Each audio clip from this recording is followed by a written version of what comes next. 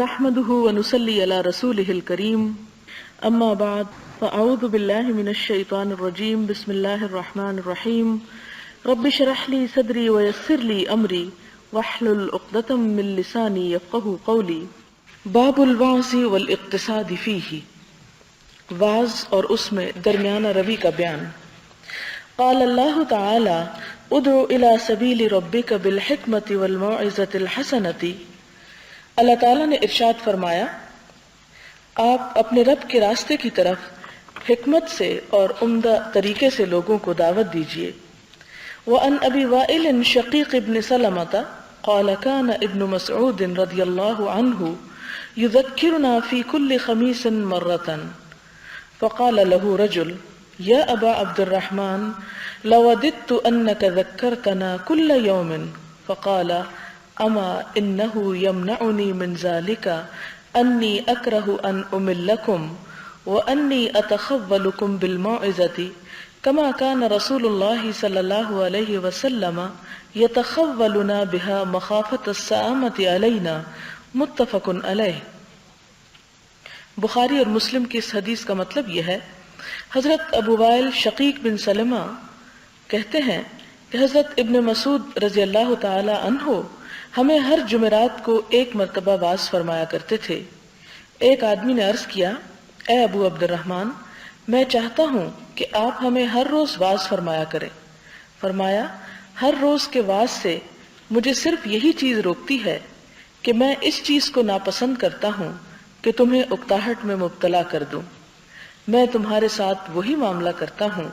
جو معاملہ حضور اکرم صلی اللہ علیہ وسلم ہمارے ساتھ کیا کرتے تھے،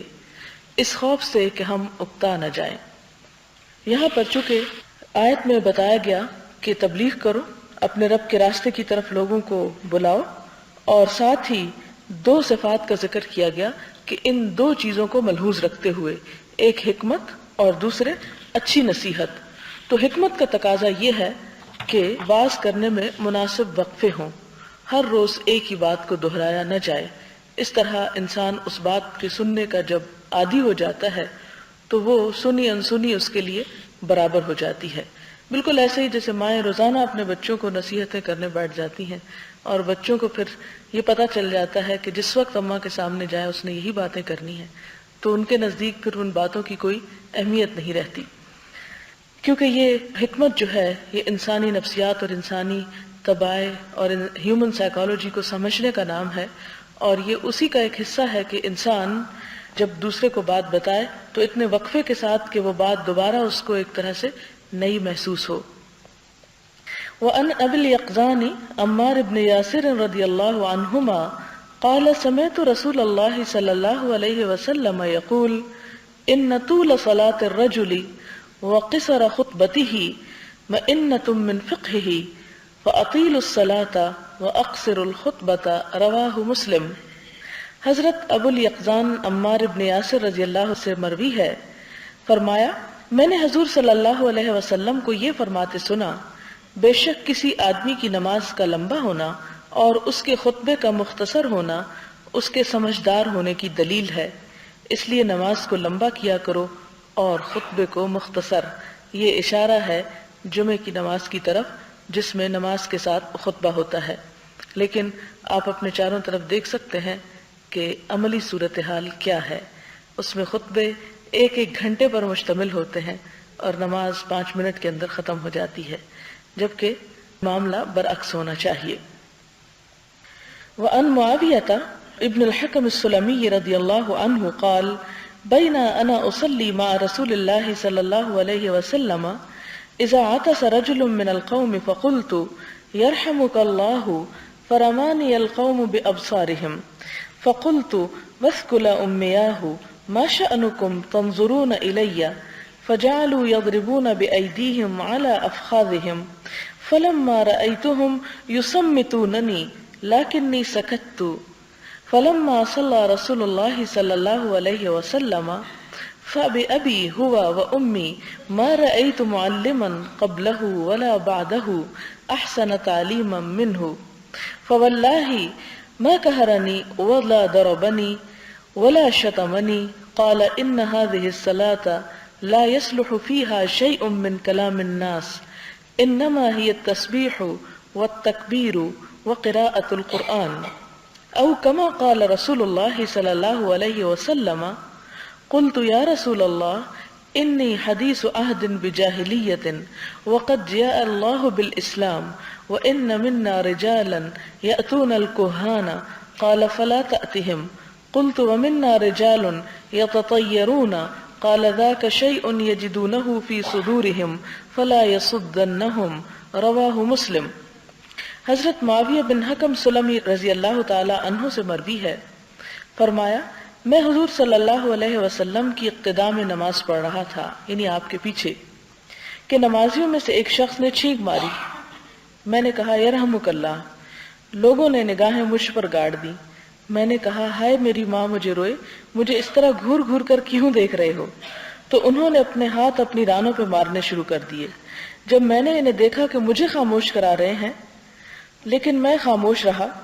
پھر جب حضور صلی اللہ علیہ وسلم نماز پڑھ چکے تو میرے ماں باپ آپ پر فدا ہوں، آپ جیسا عمدہ تعلیم دینے والا معلم نہ میں نے آپ سے پہلے کبھی دیکھا اور نہ آپ کے بعد۔ خدا کی قسم آپ نے نہ مجھے جھڑکا، نہ مارا اور نہ برا بھلا کہا۔ فرمایا یہ نماز ہے، اس میں لوگوں کی طرح گفتگو کرنا صحیح نہیں۔ نماز تو تسبیح اور تکبیر اور قرآن حکیم کی تلاوت کا نام ہے۔ یا جیسا کہ حضور صلی اللہ علیہ وسلم نے فرمایا، میں نے عرض کیا یا رسول اللہ صلی اللہ علیہ وسلم مجھے جاہلیت کی زندگی ترک کیے تھوڑا ہی عرصہ ہوا ہے اور اللہ تعالیٰ اسلام کو لے آیا ہے، اور بے شک ہم میں کچھ لوگ ایسے ہیں جو کاہنوں کے پاس جاتے ہیں۔ آپ نے فرمایا تم ان کے پاس نہ جایا کرو۔ میں نے عرض کیا ہم میں کچھ لوگ ایسے ہیں جو برا شگون لیتے ہیں۔ فرمایا یہ ایک ایسی چیز ہے جسے وہ اپنے سینوں میں محسوس کرتے ہیں، ہاں یہ چیز انہیں کسی کام سے نہ روکے۔ یہاں پر آپ دیکھیں پہلی بات تو یہ کہ ایک شخص نے نماز جیسی چیز میں گفتگو کی۔ اب دیکھیں کہ نماز سے بڑھ کر عبادت کیا ہوگی، یعنی فرض عبادت، اور اس میں گفتگو کرنے کا مطلب ہے کہ نماز کا ختم ہو جانا، گویا فرض کا ادا نہ ہونا۔ لیکن آپ صلی اللہ علیہ وسلم کے برعکس آپ دیکھیں کہ لوگوں کا طریقہ کیا تھا اس شخص کو سمجھانے کا، بتانے کا، وہی جو آج کل ہوتا ہے، وہی جو آج کل کسی مسجد میں کچھ ہو سکتا ہے کہ اگر کوئی شخص ان کی مرضی کے مطابق لباس میں نہیں یا ان کی مرضی کے سٹائل میں نہیں تو وہ اندر آئے ہوئے کو بھی باہر نکال دیتے ہیں۔ یہاں تک میں نے سنا ہے کہ بعض لوگ ایک دوسرے کی مسجدوں کو مثلا ایک جگہ اونچی آواز سے آمین پڑھتے ہیں تو دوسری جگہ نہیں، تو ان کو اگر کوئی سنائی دے جائے اونچی آواز سے آمین کہتا تو باہر نکال دیتے ہیں، یہاں تک کہ مسجد دھو ڈالتے ہیں کہ اس کے آنے سے مسجد ناپاک ہو گئی ہے، اور وللضالین اور وللضالین جو ہے اس کے پڑھنے کے فرق سے۔ تو یہ سب کچھ جہالت کا نتیجہ ہے، حالانکہ اس کی حقیقت کچھ بھی نہیں اس اختلاف کی۔ لیکن آپ صلی اللہ علیہ وسلم نے ایک شخص کو نماز میں گفتگو کرنے پر بھی کچھ نہیں کہا، بلکہ جب لوگوں نے اپنی طرف سے چپ کرانے کی کوشش کی تو اس پر آپ صلی اللہ علیہ وسلم نے نہ مجھے جھڑکا، نہ مارا، نہ برا بھلا کہا، بلکہ صرف اتنا کہا کہ یہ نماز ہے، اس میں لوگوں سے گفتگو کرنا جو ہے وہ جائز نہیں۔ اور بات بھی صرف اتنی سی تھی کہ ان کو یہ سمپلی بتا دیا جاتا۔ ہمارے ہاں بھی عموماً آپ دیکھیں کہ والدین ہوں یا اساتذہ ہوں، کسی بھی چیز کی ریزن دیے بغیر یا بات کیے بغیر بلا وجہ ڈانٹ ڈپٹ اور ناراضگی کا اظہار کرتے ہیں، اور بچے کو یہ علم نہیں ہوتا کہ مجھے کسی بات سے روکا جا رہا ہے تو کیوں روکا جا رہا ہے۔ عموماً بچوں کو صرف یہ سکھایا جاتا ہے کہ وہ احترام کریں، اور احترام کے جواب میں وہ کچھ نہ پوچھیں، یعنی سوال کرنے کو ڈسکریج کیا جاتا ہے کہ اگر والدین سے کوئی پوچھ بیٹھے یا استاد سے کوئی پوچھ بیٹھے کہ یہ بات کیوں ہے تو اسے کہا جاتا ہے کہ بس تمہارا کام ہے اطاعت کرنا، تمہارا کام ہے بات ماننا، اور تمہارا کام ہے احترام کرنا، لہٰذا اس احترام میں تمہیں سوال کی اجازت نہیں، یا تم بڑھ بڑھ کر مت بولو یا خاموش ہو جاؤ۔ تو کسی کی بھی کیوریاسٹی کو صرف دبا دیا جاتا ہے، اور عموماً آپ دیکھیں کہ احترام نام کی چیز کو اتنا ہوا بنا دیا گیا ہے کہ وہ استاد اور بچے کے درمیان ایک دیوار بن کے کھڑی ہو جاتی ہے،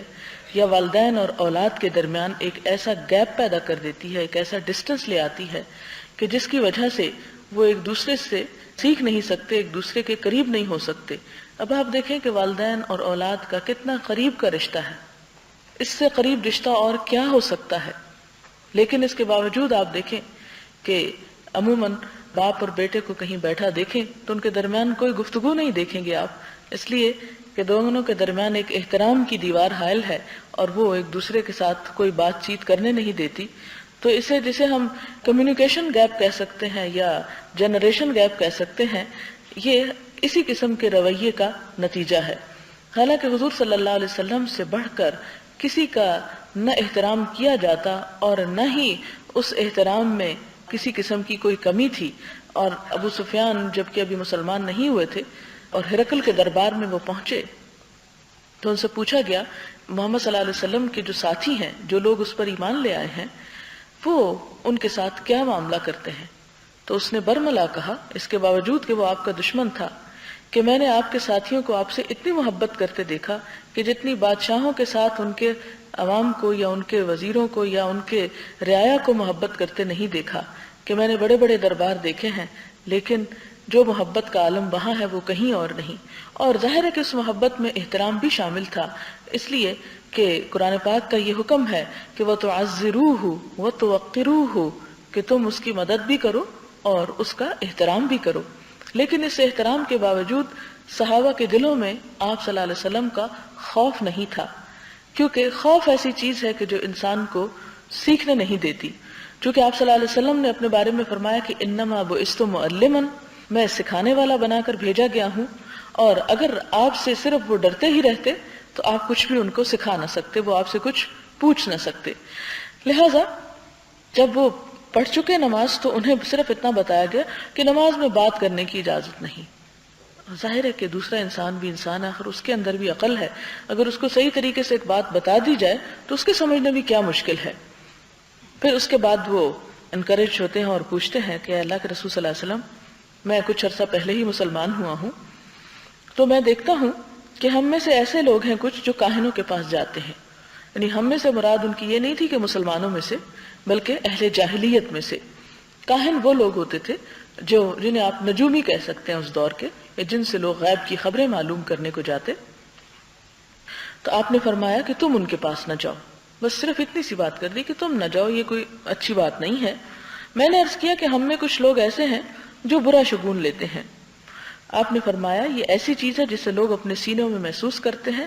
ہاں یہ چیز انہیں کسی کام سے نہ روکے۔ اس میں بھی آپ دیکھیں کہ وہ ایک طرح سے اپنی قوم کی شکایت کر رہے ہیں کہ لوگ ایسے کرتے ہیں، لوگ ایسے کرتے ہیں، جیسے ہم بھی سارا وقت صرف لوگوں کی شکایات یا لوگوں پر تنقید کرتے رہتے ہیں۔ حتیٰ کہ تبلیغ کا طریقہ کار بھی یہ ہو چکا ہے کہ صرف لوگوں کو ڈسکس کرنا یا لوگوں کو برا بھلا کہنا یا لوگوں کی خامیوں کو اچھالتے رہنا، اور یہ نہ بتانا کہ پھر وہ کریں کیا۔ یعنی اس بات پہ تو سب بڑے ناراض نظر آتے ہیں کہ لوگ بہت خراب کام کرتے ہیں، لیکن یہ باتیں کم لوگ بتاتے ہیں کہ اگر وہ خراب کر رہے ہیں تو انہیں اس کی جگہ کرنا کیا چاہیے، کیونکہ اصل کرنے کا کام تو یہ ہے کہ آپ اندھیرے سے لڑتے نہ رہے، بس آپ چراغ جلا دیں، ان کو بتا دیں کہ وہ کیا کریں۔ تو یہاں پر بھی آپ دیکھیں کہ حضور صلی اللہ علیہ وسلم اس کی اس بات کو سن کر یہ نہیں کہتے کہ لوگ کافر ہیں اور لوگ فاسق ہیں اور لوگ مشرک ہیں اور لوگ یہ اور یہ کرتے ہیں، بلکہ آپ سمپلی یہ فرماتے ہیں ہاں تم ایسا نہیں کرنا، یعنی اس بات کو ٹچ ہی نہیں کرتے کہ لوگ کرتے ہیں تو کیا کرتے ہیں، بلکہ صرف فرمایا کہ تم نہ کرنا۔ اس کا مطلب یہ تھا کہ آپ انڈائریکٹلی کہہ رہے تھے کہ وہ لوگ درست نہیں کرتے، کیونکہ اندھیرے کو ختم کرنے کا ایک ہی طریقہ ہے اور وہ ہے چراغ جلا دینا، روشنی کر دینا۔ تو روشنی کرنا ایک خوبصورت کام ہے، جبکہ اندھیرے کو برا بھلا کہنا ایک غلط بات۔ اب مثلا آپ دیکھیں کہ ہمارے ہاں بھی جب مثال کے طور پر لائٹ جاتی ہے تو ہم میں سے اکثر لوگ کیا کرتے ہیں، ایک زور کا شور بلند کرتے ہیں، اوہ لائٹ چلی گئی۔ حالانکہ اس وقت کرنے کا کام کیا ہے کہ انسان اٹھے اور اس اندھیرے میں ٹھوکریں کھاتے ہوئے بھی لائٹ کا انتظام کرے، کوئی ماچس کی ڈبیا ڈھونڈے یا کوئی لالٹین ڈھونڈے یا کوئی موم بتی ڈھونڈے۔ اس کام کے لیے کم لوگ تیار ہوتے ہیں، کیونکہ اب اندھیرا ہو گیا تو ڈر لگنے لگا، تو وہ تو کوئی نہیں کریں گے، لیکن بیٹھ کر پھر واک ڈاکو کوسنے لگیں گے، یا کچھ اور کسی کو جو سامنے آئے گا اس کو برا بھلا کہیں گے، لیکن کرنے کا کام نہیں کریں گے. حالانکہ صرف بیٹھ کر دوسروں کو برا بھلا کہنے سے وہ لائٹ واپس نہیں آ سکتی، وہ مشکل آسان نہیں ہو سکتی. لہٰذا ہمارے لیے حضور صلی اللہ علیہ وسلم کی زندگی ایک بہترین نمونہ ہے کہ آپ نے اس جاہلیت کے اندھیروں کو دور کس طرح کیا. اس میں سمپلی اور بہت محبت کے ساتھ اور خاموشی کے ساتھ صرف اچھائیاں لوگوں کو بتاتے گئے، اور جہاں جہاں خرابی تھی صرف اس کو پوائنٹ آؤٹ کیا، بغیر اس کے کہ خرابی کرنے والوں کے اوپر سخت قسم کی تنقید کی جائے یا منفی قسم کے جذبات کا اظہار کیا جائے. اس لیے کہ جب لوگوں کو پتہ ہی نہیں تو اس لیے وہ کرتے ہیں، جب انہیں پتہ چل جائے گا تو وہ نہیں کریں گے. ہاں اگر پھر بھی وہ کرتے ہیں تو اپنا سوچ لیا کیجئے کہ کسی بھی بات کے پتہ چلنے کے باوجود ہم نے کتنے عرصے میں اس کو اختیار کیا. یعنی ہم ہر ایک کو پتہ ہے کہ نماز پڑھنی چاہیے. کوئی مسلمان ایسا نہیں کہ جو اپنے ماں باپ کے گھر میں پیدا اور اسے یہ نہ بتائے گا کہ نماز فرض ہے. لیکن اس کے باوجود ہم سب کو پتہ ہوتے ہوئے کسی نے 15 سال کی عمر میں شروع کی تو کسی نے 20 میں اور کسی نے 30 میں اور کسی نے 40 میں. تو جب ہمیں ایک بات پتہ ہوتے ہوئے کچھ وقت لگا ایک اچھائی کو اختیار کرنے میں، تو ہمیں دوسروں کو بھی مہلت دینی چاہیے، دوسروں کو بھی وہ وقت دینا چاہیے اور دوسروں کی کمی کوتاہی کو بھی اگنور کرنا چاہیے. پھر اس کے بعد فرمایا ان الارباز ابن ساریہ رضی اللہ عنہ قال وعظنا رسول اللہ صلی اللہ علیہ وسلم موعظۃ وجلت منها القلوب وذرفت منها العیون وذکر الحدیث وقد سبق بکمالہ في باب الامر بالمحافظة على السنة وذكرنا ان الترمذي قال انه حديث حسن صحيح. حضرت ارباز بن ساریہ رضی اللہ تعالی عنہ سے مروی ہے، فرمایا حضور اکرم صلی اللہ علیہ وسلم نے ہمیں واعظ فرمایا جن سے دل کانپ اٹھے اور آنکھوں سے آنسو جاری ہو گئے. اور اس کے بعد راوی نے وہ مکمل حدیث بیان کی جو باب الامر بالمحافظہ علی السنہ میں بیان ہو چکی ہے، جس میں فتنوں کے آنے کا ذکر کیا گیا. ہم نے ذکر کیا کہ ترمذی نے کہا کہ یہ حدیث حسن صحیح ہے، یعنی ایک سند سے یا چین آف ٹرانسمیٹر سے وہ حسن کے درجے پر ہے اور دوسرے سے وہ صحیح کے درجے پر ہے. یہاں پر جو بات صرف ایک حصہ بتا کر چھوڑ دی گئی وہ یہ کہ وعظ اور تبلیغ کا ایک اچھا طریقہ یہ بھی ہے لوگوں کے جذبات کو اور خیر کے جذبات کو ابھارا جائے. یعنی صرف عقل سے اور دلیل سے تبلیغ نہیں کی جاتی بلکہ اس میں جذبات کا عمل دخل بھی ہونا چاہیے، کیونکہ بہت سی باتوں کا انسان کو علم ہوتا ہے، اس کے باوجود وہ نہیں کر پاتا. لیکن وہی بات ایک خاص ماحول میں، ایک خاص انداز میں، ایک خاص طریقے سے جب وہ سنتا ہے تو اس سے انسان سبق لیتا ہے اور اپنی عملی زندگی میں اس سے تبدیلی آتی. اور یہی بات ہے کہ آپ دیکھیں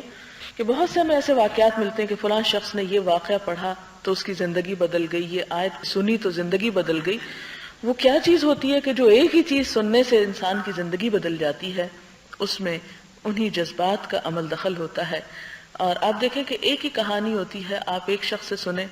تو اس کا انداز کچھ ہوتا ہے، آپ تھوڑا سا سن کے تو آپ بور ہونے لگتے ہیں کہ بس اتنی ہی کافی ہے. اور وہی بات ہوتی ہے آپ نے پہلے 10 مرتبہ بھی سنی ہوتی ہے، لیکن جب کوئی اچھے انداز میں اس کو پیش کر رہا ہو، اس میں اس کے اپنے جذبات بھی شامل ہوں، تو ایسے میں وہ بات انسان دوبارہ یعنی 11ویں مرتبہ بھی سن کر بور نہیں ہوتا بلکہ اسے مزید سننا چاہتا ہے. تو یہ سب کچھ کس چیز کی وجہ سے ہے؟ خوبصورت انداز میں اور جذبات کو ابھارتے ہوئے کسی چیز کو پیش کرنا.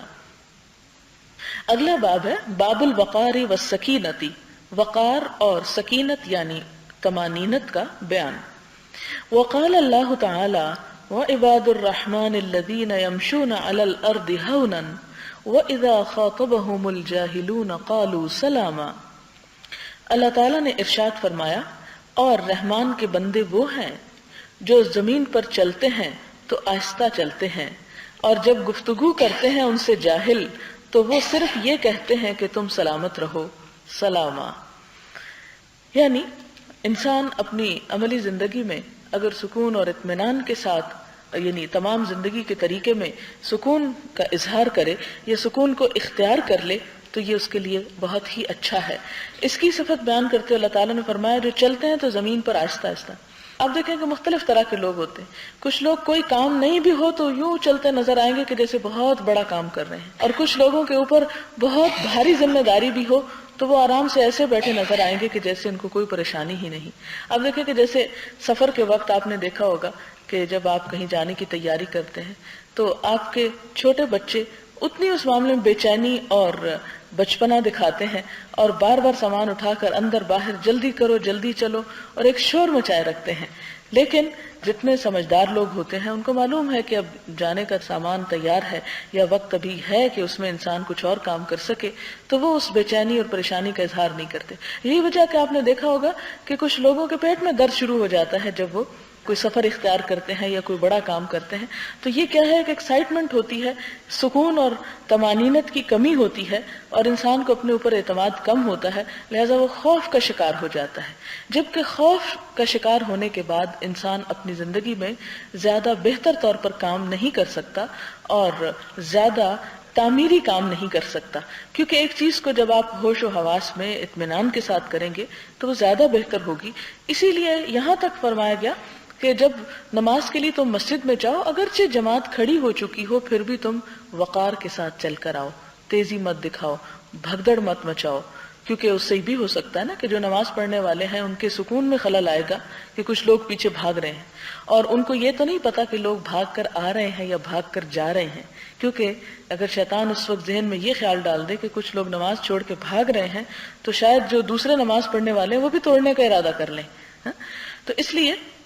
سکون اور اطمینان اور اس کا سب سے پہلے اظہار جو ہے انسان کی چال میں ہوتا ہے. اور چال ایک سمبل بھی آپ اس کو کہہ سکتے ہیں کہ زندگی میں انسان جو کچھ بھی کرتا ہے وہ دراصل کیا ہے, اس کی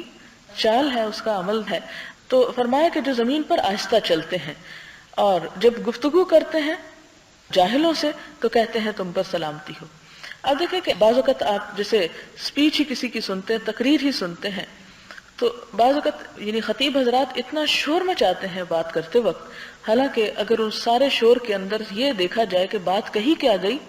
تو وہ بالکل ایک معمولی بات ہوگی جو کنوے کی گئی ہوگی, لیکن وہ سارا عمل اس کو ملا کر ایک ایسے سٹائل میں پیش کرے گا کہ جس سے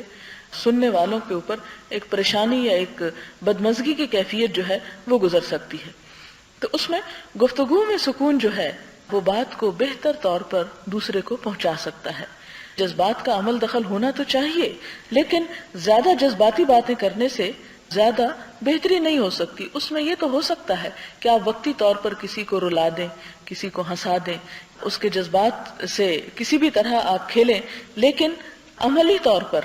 وہ بات زیادہ دیر پا نہیں ہو سکتی, زیادہ مفید نہیں ہو سکتی. اسی لیے تعلیم کے میدان میں حضور اکرم صلی اللہ علیہ وسلم کا طریقہ کلام اور طریقہ تبلیغ جو ہے بہترین طریقہ ہے کہ جس میں آپ صلی اللہ علیہ وسلم کے بارے میں تو یہاں تک ملتا ہے کہ آپ اس طرح گفتگو فرماتے تھے بعضوں کا سکھاتے وقت کہ آپ کا ایک ایک لفظ گنا جا سکتا تھا, یعنی آہستہ گفتگو فرماتے. پھر اسی طرح یہ ہے کہ آپ صلی اللہ علیہ وسلم جب گفتگو فرماتے تو اس میں کچھ چیزیں 3 مرتبہ بھی دہراتے تھے تاکہ سننے والا اس کو سن کر سمجھ سکے. ہم چونکہ ہر وقت جلدی میں ہوتے ہیں تو اس لیے سوچتے ہیں کہ بس جلدی جلدی بات پہنچائیں تو شاید اسی طرح دوسرا سمجھ سکے یا سن سکے, حالانکہ جلدی کی ہوئی بات یعنی جلدی جا بھی سکتی ہے, اور جو بات آرام سے کی جائے, سکون کے ساتھ کی جائے, اس کو کنوے کرنے میں بھی آسانی ہوتی ہے اور دوسرے کو سمجھنے میں بھی آسانی ہوتی ہے, اس کو کرنے میں بھی آسانی ہوتی ہے. تو اس چیز کا بہرحال ہمیں خیال رکھنا چاہیے. ہم ان تمام چیزوں کو, ان تمام اصولوں اور ضابطوں کو بظاہر دیکھ کر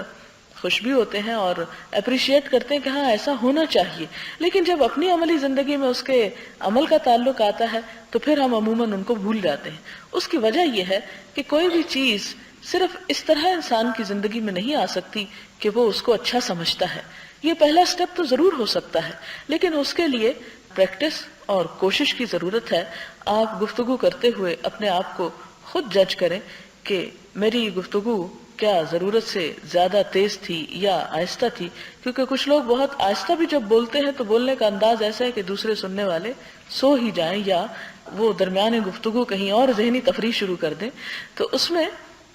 ان تمام حکمت کی باتوں کا لحاظ اور پاس رکھنا ضروری ہے, اور سب سے بہتر طور پر انسان خود اپنے آپ کو جج کر سکتا ہے, خود محسوس کر سکتا ہے کہ اس کی سپیڈ کیسی ہے، مناسب ہے یا نہیں۔ اور یہاں پر خاص طور پر جو فرمایا گیا، جو آیت میں آتا ہے کہ جاہلوں سے جب بات کرتے ہیں، آپ دیکھیں کہ جب آپ سے کوئی بات کرتا ہے تو عموماً جواب میں انسان کے اندر وہ جو نقل کی ایک کیفیت ہے، نقل اتارنے کی، اور آپ نے دیکھا ہوگا کہ عموماً بچے جب بڑے ہوتے ہیں تو سیکھنے کی عمر کو آتے ہیں تو ہر ایک کی نقل اتارتے ہیں، جو کوئی بولتا ہے اسی طرح طوطے کی طرح جواب میں ریپیٹ کر دیتے ہیں۔ یہ نقل کی عادت جو ہے یہ اپنی جگہ بڑی مفید بھی ہے، کیونکہ انسان اس وقت تک سیکھ نہیں سکتا جب تک وہ نقل اتار نہیں سکتا، کہ جو کچھ سیکھتا ہے وہ کلام یا گفتگو بھی وہ دراصل کس سے آتی ہے، وہ نقل اتارنے کی جو انسان کی صلاحیت ہے اس سے آتی ہے۔ اپنی جگہ یہ ایک اچھی چیز صحیح، لیکن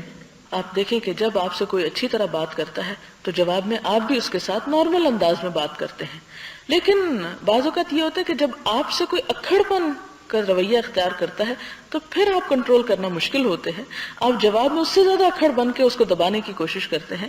تو یہاں پر اہل ایمان کی یہ صفت بتائی گئی کہ وَإِذَا خَاطَبَهُمُ الْجَاهِلُونَ، کہ جب ان سے جاہل لوگ ہم کلام ہوتے ہیں، ان سے خطاب کرتے ہیں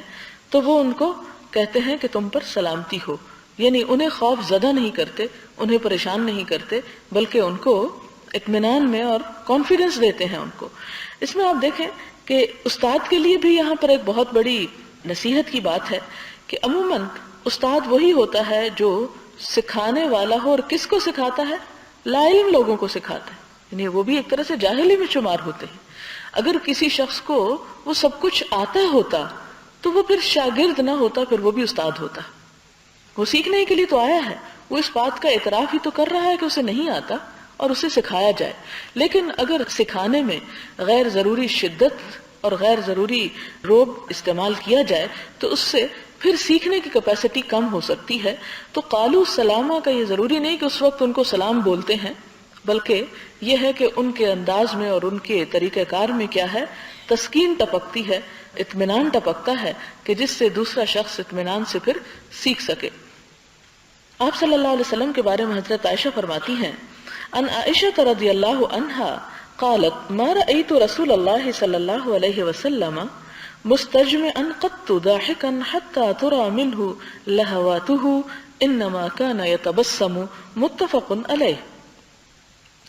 حضرت عائشہ صدیقہ رضی اللہ تعالی عنہا سے مروی ہے، فرمایا میں نے حضور صلی اللہ علیہ وسلم کو کبھی اتنے زور سے ہنستے نہیں دیکھا کہ آپ کے منہ کا اندرونی بالائی حصہ نظر آتا ہو۔ آپ صرف تبسم فرمایا کرتے تھے، یعنی پوری طرح منہ کھول کے نہیں ہنستے تھے، کیونکہ یہ بھی ایک طرح سے پھر وقار کے منافی ہو جاتا ہے۔ پھر اس میں آپ دیکھیں کہ ایک اور چیز بھی ہے کہ اس چیز کو کیوں ناپسند کیا گیا یا کیوں اس سے منع کیا گیا کہ بہت زیادہ زور زور سے انسان نہ ہنسے اور بہت ہنستا ہی نہ چلا جائے۔ اس کی ایک بنیادی وجہ یہ ہے کہ زیادہ ہنسنا بھی دل کو مردہ کر دیتا ہے، اور آپ دیکھیں کہ اگر ہنسنے میں شور کی عادت ہو تو پھر بولنے میں بھی چیخنے کی عادت ہو جاتی ہے، اور رونے میں بھی ایک ہنگامے کی سی کیفیت ہوتی ہے، تو پھر یہ ایک انسان کے جذباتی کیفیت کا اظہار کرتا ہے۔ تو اس لیے اعتدال کی جب بات ہوئی، سکون اور اطمینان اور وقار کی جب بات ہوئی تو پھر وہ تمام چیزوں میں آیا، اور کوئی بھی چیز جو ایک اعتدال کے ساتھ کام کرتی ہے وہ دیر تک کام کر سکتی ہے بنسبت اس چیز کے کہ جو ایک طوفان کی طرح آئے تو وہ طوفان کی طرح ہی جاتی۔ آپ دیکھیں کہ جیسے آہستہ پانی جب بہتا ہے تو اسے بہتے ہوئے اور گزرتے ہوئے ایک وقت لگتا ہے، لیکن جب تیز ایک ریلا آتا ہے تو آپ دیکھیں وہ آتا ہے اور لمحوں میں چلا جاتا ہے۔ تو چونکہ آپ صلی اللہ علیہ وسلم ایک معلم تھے، سکھانے والے تھے، اور آپ آخری نبی تھے، لہٰذا آپ جو کچھ سکھا رہے تھے وہ اس لیے تھا تاکہ وہ لوگوں کے اندر باقی رہ جائے، اور اتنی دیر تو کم از کم ان کے سامنے ایک چیز رہے کہ اس کو وہ پوری طرح سمجھ پائیں۔